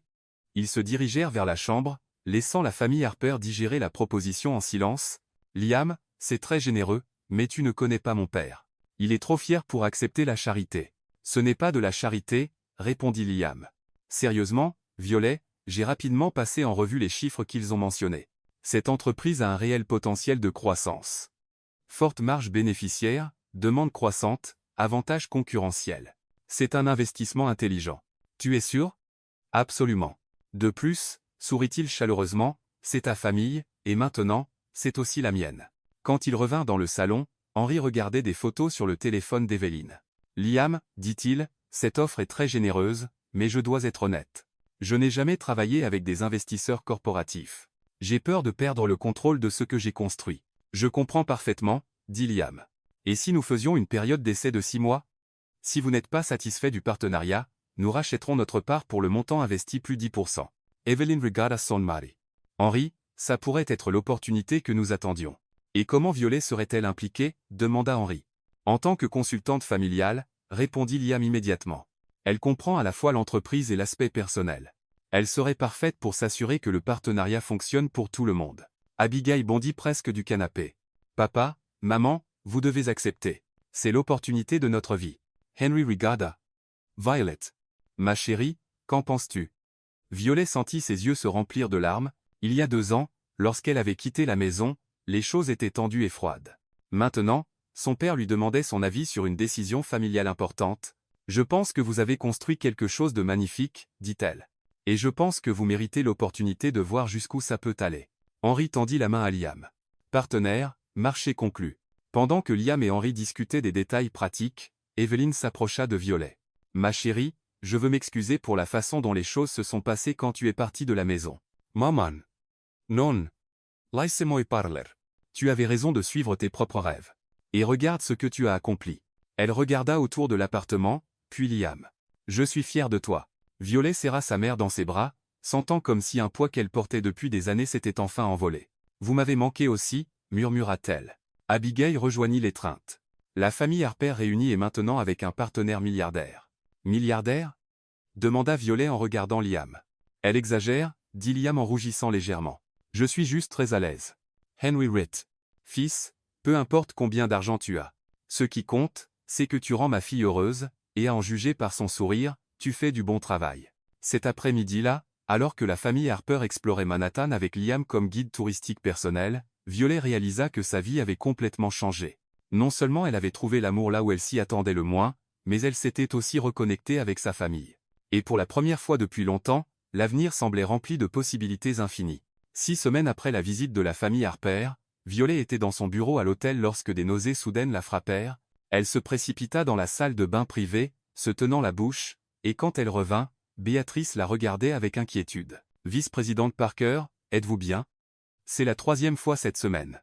Violet s'arrêta net, alors qu'une prise de conscience la frappa comme un éclair. 3 semaines de nausées matinales, une fatigue inexpliquée, et ses règles en retard. Béatrice, annulez mes rendez-vous pour cet après-midi, dit-elle en attrapant son sac rapidement. J'ai quelque chose d'urgent à régler.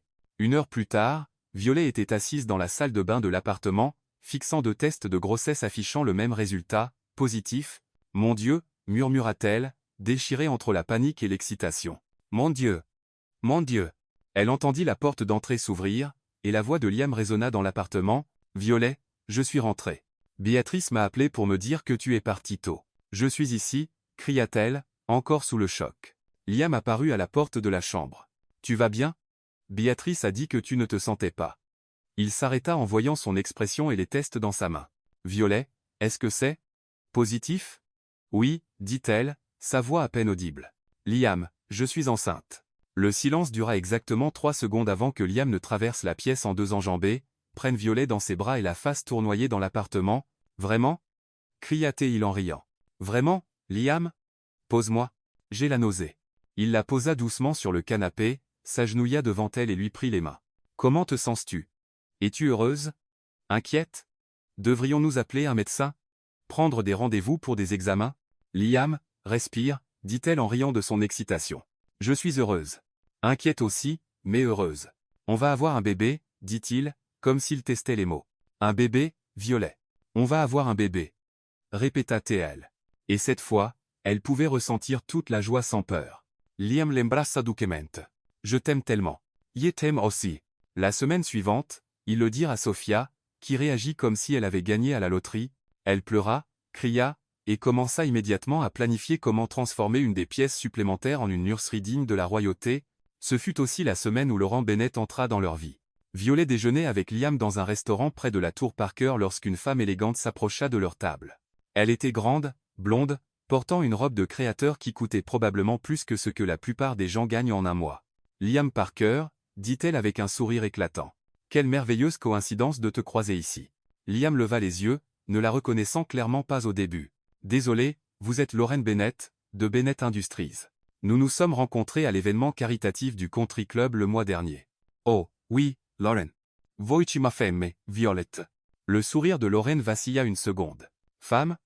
Je ne savais pas que tu t'étais mariée. »« Récemment, » dit Liam en prenant la main de Violet sur la table. « Intéressant, » dit Lauren rapidement, se reprenant. « Eh bien, je ne veux pas interrompre, mais Liam, j'aimerais te parler d'opportunités d'affaires. Que dirais-tu d'un déjeuner? » « Vous pouvez contacter mon assistante, » dit Liam poliment. « Elle gère tous mes rendez-vous professionnels. » Après le départ de Lauren, Violet haussa un sourcil. Qui était-ce? La fille du propriétaire de Bennett Industries, l'une des plus grandes firmes d'investissement de la côte Est, et elle semblait intéressée par plus que des affaires. Liam Britt. Violet, es-tu jalouse? Être un peu. Eh bien, ne le sois pas. Je n'ai Dieu que pour ma femme enceinte. 3 jours plus tard. Lauren se présenta au bureau de Liam sans prévenir, passant devant la réceptionniste comme si elle était chez elle. « Liam, » dit-elle en entrant dans son bureau, « nous devons parler. »« Lauren, tu aurais dû prendre rendez-vous. Ça ne peut pas attendre. » dit-elle en s'asseyant sur la chaise en face de son bureau. « Liam, je vais être direct. Nos entreprises ensemble seraient une force imbattable sur le marché. Une fusion Bennett Parker dominerait 3 industries. Merci pour l'offre, mais Parker n'est pas intéressé par des fusions pour le moment. Et si je disais qu'il y a plus que des affaires? » Elle se pencha en avant. « Liam, nous savons tous les deux que les mariages stratégiques sont courants dans notre monde. Toi et moi ensemble serions Lauren, » interrompit Liam fermement, « je suis marié. Heureusement marié. À qui? Cette fille du restaurant? » Laurent rit avec dédain. « Liam, sois réaliste. Tu as besoin d'une femme qui comprend ton monde, qui peut compléter tes affaires. Quelqu'un de ton niveau social. Quelqu'un comme toi. Exactement comme moi. » Liam se leva. « Lauren, laisse-moi être très clair. Liam ma femme. Je ne suis intéressé, ni par des fusions, ni par des partenariats, ni par aucun arrangement te concernant. Et si tu ne peux pas accepter un non, nous devrons être reconsidérer tout lien professionnel entre nos entreprises. » Lauren se leva aussi, le visage rouge de colère et d'humiliation. « Tu vas le regretter, Liam. Quand ta petite femme te montrera qui elle est vraiment, tu le regretteras. » Elle sortit en trombe, claquant la porte derrière elle. Liam prit une profonde inspiration et appela la sécurité, leur ordonnant que Lauren Bennett n'était plus autorisée à entrer dans le bâtiment sans son autorisation express. Cet après-midi-là, Sophia Parker se présenta au bureau de Liam sans prévenir, ce qu'elle faisait rarement. « Maman, que fais-tu ici? J'ai entendu que cette vipère de Laurent Bennett est venue t'embêter aujourd'hui. » Liam soupira. « Comment l'as-tu su? »« Mon chéri, j'ai des yeux et des oreilles partout à Manhattan. Elle est sortie d'ici en trombe et est allée directement au club pour dire à ses amis que tu l'as rejetée à cause d'une profiteuse qui t'a épousé pour ton argent. Elle a dit ça de Violet, parmi d'autres choses pires. » Sophia s'assit avec grâce. « Liam, je dois te dire quelque chose à propos de ta femme. » Le cœur de Liam se mit à battre plus vite. Qu'est-ce que c'est? Avant que Violet n'accepte de t'épouser, j'ai enquêté sur son passé, ses finances, son histoire, sa famille. Sais-tu ce que j'ai trouvé, quoi? Elle avait 5 000 $ sur son compte courant, payait un loyer pour un petit appartement qu'elle partageait avec une amie, et travaillait 60 heures par semaine juste pour joindre les deux bouts. Si elle était une profiteuse, elle serait la pire de l'histoire. Liam se détendit, souriant. Maman, je sais exactement qui est Violet. Je sais que tu le sais, mais je veux que tu te souviennes que chaque fois que quelqu'un comme Lauren Bennett remet en question les intentions de ta femme, tu as tout mon soutien pour les envoyer balader. Merci, maman. Sophia se leva et embrassa son fils sur la joue. De plus, Violet m'a donné quelque chose qu'aucune héritière ambitieuse n'aurait jamais pu. Quoi donc? Elle m'a rendue vraiment heureuse, et maintenant elle me donne un petit enfant. Sophia sourit mystérieusement. Oh, oui, elle m'a parlé de la grossesse. Félicitations, mon chéri. Après le départ de Sophia, Liam resta seul dans son bureau, pensant à quel point sa vie avait changé en seulement quelques mois. Il avait une femme qu'il aimait vraiment, un bébé en route, et une famille qui avait enfin du sens. Et si Lauren Bennett ou n'importe qui d'autre pensait pouvoir perturber cela, ils avaient complètement tort. Liam prit le téléphone et appela Violet. « Salut, mon amour », répondit-elle immédiatement. « Salut, comment vas-tu, toi et notre bébé ?» Un peu nauseuse, mais heureuse. « Pourquoi ? Je voulais juste entendre ta voix, » dit-il en souriant. « Je t'aime, Violet. Je t'aime aussi, toujours. » Le gala annuel de l'élite des affaires de Manhattan était l'événement le plus important du calendrier social de la ville. Organisé au Metropolitan Museum, il réunissait les noms les plus influents du monde des affaires, de la politique et de la société. Liam et Violet arrivèrent ensemble, elle resplendissante dans une robe bleu marine qui dissimulait subtilement les premiers signes de la grossesse. « Tu es sûr que tu te sens bien ?» demanda Liam pour la 10e fois en l'aidant à sortir de la voiture. « Liam, je suis enceinte, pas impotente, » dit Violet en riant. « De plus, j'ai vraiment hâte de rencontrer ce célèbre père dont tu évites de parler. » Liam fit une grimace. Victor Parker n'est pas vraiment connu pour sa subtilité ou sa gentillesse. Ne prends rien de ce qu'il dit personnellement, d'accord? Ils entrèrent dans la grande salle, où des centaines de personnes circulaient parmi des sculptures anciennes et des œuvres d'art inestimables. Sophia Parker était déjà là, magnifique dans une robe dorée, discutant avec un groupe de femmes de la haute société. « Mes chéris, » dit-elle en les embrassant tous les deux. « Violet, tu es absolument éblouissante. Comment te sens-tu? » Mieux chaque jour, répondit Violet. Où est-ce, Victor? Liam a dit qu'il serait là. Sophia désigna l'autre côté de la salle, où un homme grand et imposant parlait avec un groupe d'hommes d'affaires. Victor Parker avait la même carrure que Liam mais un air beaucoup plus sévère et imposant. Le voilà, probablement en train de discuter de la manière de conquérir quelques marchés supplémentaires, dit Sophia avec une pointe de sarcasme. Liam s'apprêtait à emmener Violet rencontrer son père lorsque Laurent Bennett apparut soudain, bloquant leur chemin. « Liam, » dit-elle joyeusement, « quelle merveilleuse coïncidence. Et Violet, c'est ça? Quelle robe intéressante. Bonjour, Lauren, dit Violet poliment. Comment vas-tu? Très bien, merci. En fait, j'espérais parler à Liam de cette proposition dont nous avons discuté. Lauren, dit Liam fermement, je t'ai déjà dit que je ne suis pas intéressé. Oh, mais, peut-être changeras-tu d'avis, quand tu sauras à quel point ton père est enthousiaste à l'idée d'un partenariat entre nos familles. Avant que Liam ne puisse répondre, une voix grave retentit derrière eux. Liam, enfin. Y a besoin de te parler. Victor s'approcha, ignorant complètement Violet et concentrant toute son attention sur son fils. Papa, dit Liam prudemment, voici ma femme, Violet. Victor regarda Violet comme s'il la voyait pour la première fois, ce qui était probablement le cas. Femme, demanda-t-il, confus. Liam, de quoi parles-tu? Nous nous sommes mariés il y a quelques mois, expliqua Liam. Je pensais que maman t'en avait parlé. Sophia n'a rien mentionné à propos d'un mariage, dit Victor, clairement irrité. Et ça complique sérieusement les plans que nous avions pour toi. Lauren s'avança avec un sourire sournois. Parker, puis-je clarifier les choses? Liam et moi avons parlé d'un partenariat stratégique entre nos entreprises, qui inclurait également une union personnelle. Exactement, dit Victor, interessant. Lauren, ma chère, tu serais parfaite pour Liam. Une fusion entre Parker et Bennett Industries serait papa, interrompit Liam en haussant la voix. Je suis déjà marié à Violet, et je ne suis intéressé ni par Lauren ni par une fusion d'affaires. Liam, sois raisonnable, dit Victor en baissant la voix mais en gardant un ton sévère. Tu ne peux pas laisser des sentiments d'adolescent entraver des décisions d'affaires intelligentes. La salle commençait à remarquer la tension croissante. Les conversations s'arrêtaient, et les gens se tournaient pour observer le drame qui se déroulait. Violet sentit son sang bouillir. Excusez-moi. Parker, mais votre fils n'est pas un adolescent. C'est un homme adulte qui peut prendre ses propres décisions. Victor la regarda avec dédain. Jeune fille, vous ne comprenez clairement pas comment fonctionnent les affaires dans notre famille. En fait, dit une voix ferme et élégante derrière eux, celui qui ne comprend pas comment fonctionnent les affaires dans notre famille, c'est toi, Victor. Sophia Parker s'avança avec des pas confiants, affichant une expression que Liam reconnut comme extrêmement dangereuse. Sophia, dit Victor, clairement surpris par l'intervention de sa femme. Nous discutions simplement de l'avenir de Liam. L'avenir de Liam est déjà décidé, dit Sophia calmement. Il est marié à Violet. Ils attendent mon premier petit enfant, et ils sont parfaitement heureux. Lauren blêmit. Petit enfant? C'est exact, ma chère, dit Sophia avec un sourire froid. Violet est enceinte, donc tes tentatives pour séduire mon fils sont non seulement inappropriées mais aussi totalement inutiles. Victor tenta de reprendre le contrôle de la situation. Sophia, peu importe le fait que Liam soit temporairement marié temporairement? Sophia haussa un sourcil.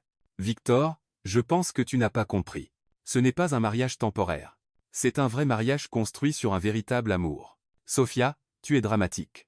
Dramatique? Sophia rit, mais il n'y avait aucun humour dans sa voix. Victor, tu veux parler de drame? Sophia ouvrit son sac Hermès et en sortit une épaisse enveloppe. Voici ton drame, mon cœur. Elle tendit l'enveloppe à Victor, qui l'ouvrit avec confusion. Son expression changea drastiquement, en lisant son contenu. Des papiers de divorce? Murmura-t-il, incrédule. Signé, tamponné et prêt à être déposé, confirma Sophia. Victor, après 35 ans de mariage, je divorce de toi. La salle entière devint silencieuse. Même les serveurs arrêtèrent de servir. Sophia, as-tu perdu la tête? Bégaya Victor. Au contraire, je suis enfin revenu à la raison, dit Sophia calmement. Pendant des années, j'ai regardé comment tu essayais de contrôler la vie de notre fils comme s'il n'était qu'une pièce d'échec dans tes jeux d'affaires. Mais quand tu as manqué de respect à ma belle-fille et tenté de briser un mariage heureux pour une ambitieuse, eh bien, c'était la goutte d'eau. Sophia se tourna vers Violet et Liam. Mes chéris, j'ai un cadeau de mariage tardif pour vous. Elle sortit un autre document de son sac. Liam, Violet, avec ce document, je transfère toutes mes actions de Parker Tech à Violet. Cela signifie qu'elle contrôle maintenant 55% de l'entreprise. Liam resta sans voix. Sophia, tu ne peux pas faire ça, dit Victor. Je peux, et je l'ai déjà fait, répondit Sophia avec un sourire. Violet, ma chère, tu es maintenant l'actionnaire majoritaire de Parker Tech. Félicitations. Lauren semblait sur le point de s'évanouir. Victor était rouge de rage et de choc. Sophia, c'est de la folie. Tu remets mon entreprise à une étrangère. Ton entreprise? Sophia rit. Victor, tu sembles avoir oublié que Parker Tech a été construit avec l'argent de ma famille. Et Violet n'est pas une étrangère. Elle est ma belle-fille, la mère de mon futur petit-enfant, et apparemment la seule personne dans cette famille avec du bon sens. Sophia embrassa Violet et Liam sur la joue. Maintenant, si vous voulez bien m'excuser, j'ai une nouvelle vie à commencer. Elle sortit avec élégance, laissant derrière elle une salle stupéfaite, une rivale humiliée, un ex-mari sous le choc, et un jeune couple qui venait de découvrir qu'il contrôlait un empire commercial. Eh bien, dit enfin Violet en regardant Liam, je pense que notre vie vient de devenir intéressante. Intéressant est une manière polie de dire complètement insensé, murmura Liam. Liam, dit Violet en prenant sa main, ta mère vient de me donner le contrôle de l'entreprise familiale. Ça va pour toi? Liam la regarda, puis son père, toujours figé sous le choc. Puis Lauren, s'éloignant humilié, et enfin il sourit. Violet, s'il faut que quelqu'un contrôle cette entreprise, je préférais que ce soit toi plutôt que n'importe qui d'autre dans cette salle. Et alors qu'ils sortaient du gala ensemble, Violet pensa que Sophia Parker était décidément la belle-mère la plus spectaculaire qu'on puisse avoir. Le lundi suivant le gala qui changea tout, Violet arriva à la tour Parker à 8h du matin. En tant que nouvelle actionnaire majoritaire de l'entreprise, elle avait un emploi du temps chargé, réunions avec les directeurs, révision de contrats, et une tâche particulière qu'elle repoussait depuis des semaines. Béatrice l'accueillit dans le bureau du 40e étage, désormais officiellement le sien, avec une pile de documents et une expression anxieuse. Présidente Parker, dit-elle, s'habituant encore au nouveau titre, tous les départements attendent vos directives. Et, eh bien, il y a quelqu'un qui attend de vous parler depuis 1 heure. C'est Clara Thornton. Elle dit que c'est urgent et qu'elle doit s'expliquer. Violet soupira. Depuis que la nouvelle de sa nouvelle position s'était répandue dans l'entreprise, elle savait que ce moment viendrait. Clara était probablement désespérée maintenant, essayant de se sauver avant que Violet ne prenne des décisions sur son avenir. Feitzla entrèrent. 5 minutes plus tard, Clara entra dans le bureau avec un air oscillant entre la nervosité et une tentative de conserver un dernier soupçon de dignité. Elle portait son meilleur tailleur et une chemise en cuir, comme si elle se rendait à un entretien d'embauche. Violet, commença Clara en forçant un sourire, ou plutôt, présidente Parker, félicitations pour la promotion. Très mérité. Merci, Clara, dit Violet calmement, lui indiquant le siège en face de son bureau. Assieds-toi, s'il te plaît. Clara s'éclaircit la gorge nerveusement. Violet, je suis venu clarifier quelques malentendus du passé. Je sais qu'il y a eu des tensions, mais j'espère que nous pouvons avancer et travailler ensemble de manière productive. Violet l'étudia un instant. Il y avait tant de peur dans les yeux de Clara. Elle ressentait presque de la pitié pour elle. Presque. Malentendu? Répéta T.L. lentement. Est-ce ainsi que tu appelles le sabotage délibéré, les faux documents et les tentatives de ruiner ma réputation professionnelle? Clara blêmit. Violet, Oui, il y a eu des conflits, mais Clara, interrompit Violet doucement, penses-tu vraiment que je ne sais pas que tu m'as donné de fausses informations avant cette réunion? Que tu espérais que je sois licencié pour que tu puisses prendre ma place? Clara fit une dernière tentative. Violet, c'est de la paranoïa. J'n'aurai jamais Clara, j'ai des emails. J'ai des enregistrements téléphoniques. J'ai des témoins, dit Violet en ouvrant un dossier sur son bureau. Tu n'as pas été exactement discrète quand tu t'es alliée à Ethan pour me nuire. Le bureau devint complètement silencieux. Clara fixait ses mains, visiblement en sueur, alors Violet continua. Arrêtons de prétendre que tout cela n'était qu'un malentendu et faisons face à la réalité de la situation. À ce moment-là, Liam entra dans le bureau. Désolé d'interrompre, mais Béatrice a dit qu'il était important que je sois là. C'est le cas, dit Violet en souriant à son mari. Liam, tu te souviens de Clara, n'est-ce pas? Bien sûr, dit Liam en s'asseyant à côté de Violet, c'est elle qui est responsable des faux documents lors de la réunion. Clara tenta de se défendre. Parker, il y a eu un malentendu Clara, dit Liam froidement, passons la partie où tu essaies d'expliquer l'inexplicable. Violet, quelle est ta décision? Violet prit une profonde inspiration. Elle avait beaucoup réfléchi à ce moment. La partie vengeresse d'elle voulait humilier Clara, détruire sa carrière, comme elle avait essayé de détruire la sienne, mais la partie plus mature savait que cela ne ferait pas d'elle une meilleure personne. Clara, dit-elle enfin, tu es licenciée. Avec effet immédiat. Clara commença à pleurer silencieusement. Mais Violet continua. Avant que tu ne penses que c'est juste de la vengeance, je veux que tu saches que j'ai beaucoup réfléchi à cela.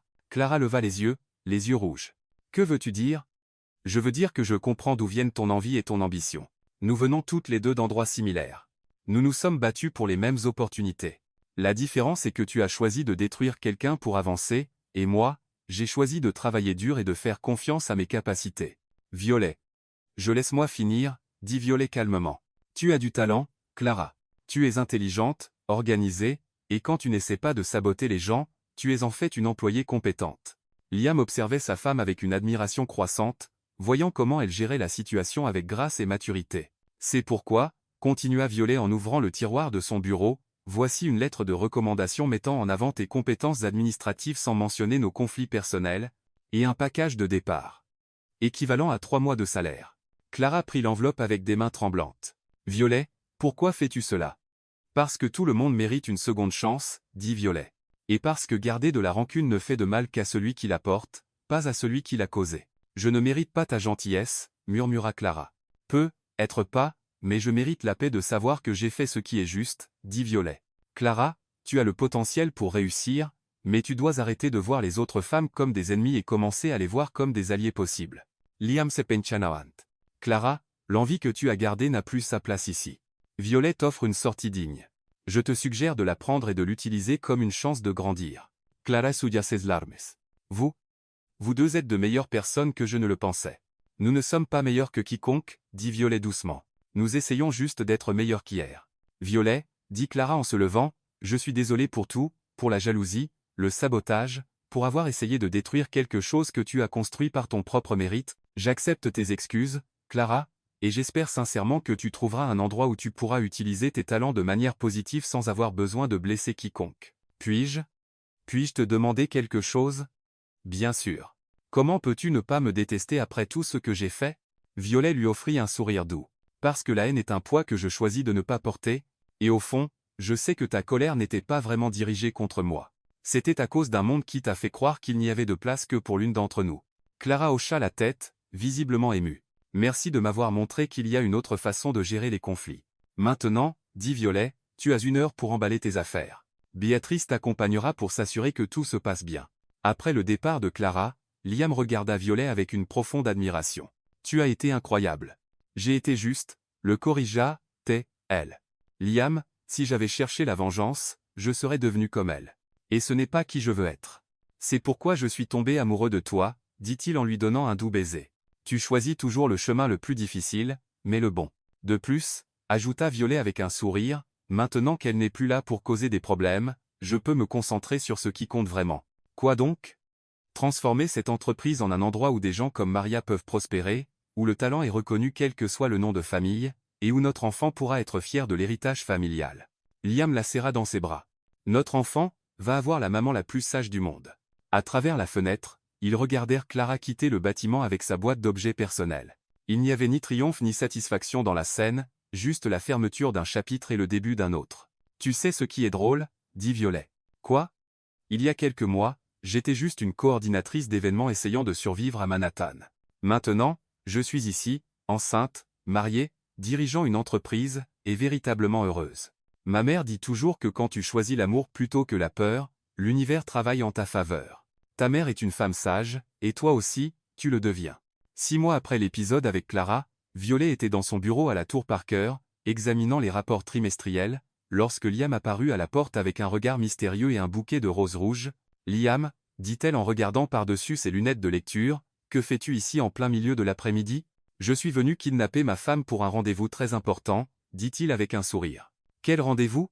Mon emploi du temps est plein jusqu'à 18h. Béatrice a déjà tout libéré, dit-il en lui tendant la main. Me fais-tu confiance? Violet regarda son mari, notant à quel point il semblait à la fois nerveux et excité. Enceinte de 7 mois, elle rayonnait, et Liam semblait tomber encore plus amoureux d'elle chaque jour. Toujours, dit-elle en prenant sa main.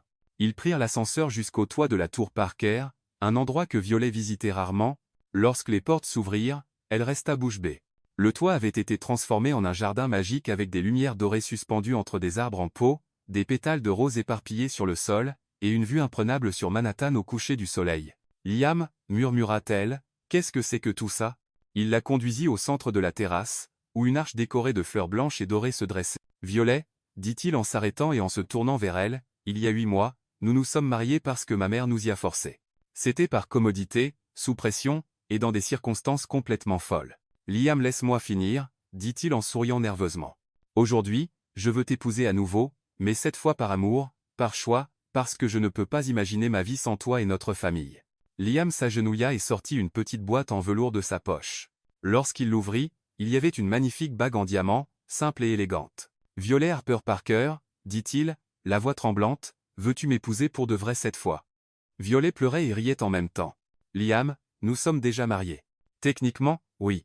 Mais romantiquement, je veux le faire correctement. Alors, veux-tu? Oui, dit-elle en se jetant dans ses bras du mieux qu'elle pouvait avec son ventre de grossesse. Bien sûr que je veux. Alors qu'ils se séparaient du baiser, Sophia Parker apparut soudain de nulle part, applaudissant et pleurant d'émotion. « Mais chérie, s'exclama-t-elle, enfin, une vraie demande en mariage dans cette famille. Maman, rit Liam, tu te cachais ici tout ce temps? Bien sûr, il fallait que quelqu'un capture le moment, dit-elle en faisant signe à un photographe professionnel qui s'avança discrètement. Sophia, dit Violet en riant, vous ne cessez jamais de nous surprendre. Ma chère, la vie est trop courte pour ne pas célébrer les moments spéciaux. Et en parlant de célébrer, que diriez-vous d'un vrai mariage dans 3 semaines? 3 semaines plus tard, Central Park était décoré comme un conte de fées. La cérémonie se tenait en plein air près du lac, avec 200 invités, y compris la famille Harper, qui avait fait le voyage spécialement pour l'occasion, et pratiquement toute l'élite de Manhattan. Violet était dans une suite au Plaza Hotel, avec Emma qui l'aidait à se préparer. Sa robe de mariée était une création exclusive qui épousait parfaitement son ventre de 8 mois, faite de soie ivoire avec des broderies délicates. « Tu es absolument magnifique, » dit Emma en ajustant le voile. Qui aurait pensé que ce fiasco au café se terminerait par un mariage de conte de fées? Emma, merci d'être là, d'être ma demoiselle d'honneur, de ne pas penser que je suis folle de me marier 2 fois avec le même homme. Violet, tu rayonnes de bonheur. C'est tout ce qui compte, dit Emma en la serrant doucement dans ses bras. De plus, combien de personnes peuvent dire qu'elles ont été forcées de se marier et sont ensuite tombées follement amoureuses? Abigail, la sœur de Violet, entra avec le bouquet. Vi, papa est en bas en train de pleurer parce qu'il va t'accompagner à l'hôtel. Maman essaie de le réconforter, mais elle pleure aussi. Et Liam, nerveux comme un adolescent à son premier rendez-vous. Abigail rit. Sophia essaie de le calmer, mais je pense qu'elle est plus nerveuse que lui. Une demi-heure plus tard, Violet descendait l'allée rouge vers l'hôtel, avec Henry Harper à ses côtés. Liam attendait sous une arche de fleurs blanches et dorées, portant un smoking impeccable et un sourire qui illuminait tout son visage. Lorsqu'elle atteignit l'hôtel, Henry embrassa son front et murmura « Je suis fier de toi, ma chérie. » Très fier. Liam prit les mains de Violet. Et cette fois, lorsque l'officiant demanda s'ils se prenaient l'un l'autre comme mari et femme, il n'y avait ni doute, ni menace, ni commodité. Oui, dirent-ils tous les deux, les larmes aux yeux et des sourires sincères sur le visage. Lorsqu'ils s'embrassèrent en tant que mari et femme pour la deuxième fois, mais la première par véritable amour, tout le public éclata en applaudissements. Sophia Parker était au premier rang, pleurant ouvertement et chuchotant à Evelyn Harper. « Mon plan a parfaitement fonctionné. Je savais qu'ils étaient faits l'un pour l'autre dès le premier jour. Madame Parker, rit Evelyn, vous êtes une Cupidon très habile. Ma chère, appelle-moi Sophia. Nous sommes une famille maintenant. » À la réception, tenue dans la salle de bal du Plaza, Liam et Violet partagèrent leur première danse en tant que couple véritablement amoureux. La chanson était At Last d'Etta James, et ils dansaient lentement, prudemment à cause de la grossesse, mais complètement perdus dans les yeux l'un de l'autre. « Madame Parker, » murmura Liam à son oreille, « comment te sens-tu d'être officiellement ma femme ?»« Comme avant, » dit-elle en souriant, « sauf que maintenant, j'ai une belle bague pour le prouver. Et dans quelques semaines, nous aurons un bébé pour compléter notre famille folle. » « Liam, es-tu heureux ?»« Vraiment heureux, Violet. Il y a 8 mois, j'étais un bourreau de travail solitaire qui organisait les livres par couleur. Aujourd'hui, je suis un homme marié avec une femme incroyable, attendant notre premier enfant, et partageant le contrôle d'une entreprise avec la personne la plus intelligente que je connaisse. Donc, oui, je suis plus qu'heureux. Je suis complet. » Pendant le discours de Sophia, elle leva son verre de champagne. Violet buvait du jus de raisin et dit, « Il y a quelques mois, mon fils Liam était un homme très sérieux, qui avait besoin de quelqu'un pour secouer sa vie trop organisée. Violet était une femme déterminée qui avait besoin de quelqu'un qui la soutienne inconditionnellement. Parfois, le destin a besoin d'un petit coup de pouce. » Elle fit un clin d'œil, mais à la fin, l'amour trouve toujours un chemin.